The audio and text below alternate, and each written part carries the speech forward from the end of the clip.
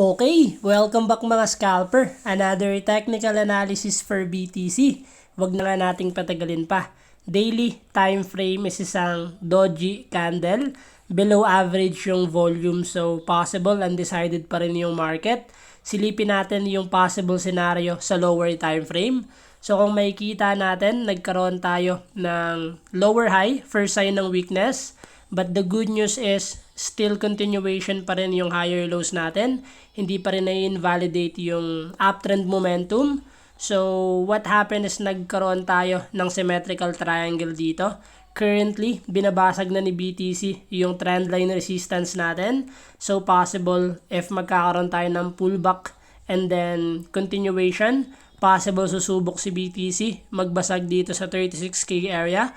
So, yun yung mga expect natin. Still invalidation ng uptrend natin is yung support area natin dito na trend line. And if susubok si BTC magbasag ng 36K, possible meron na naman tayong bagong higher highs.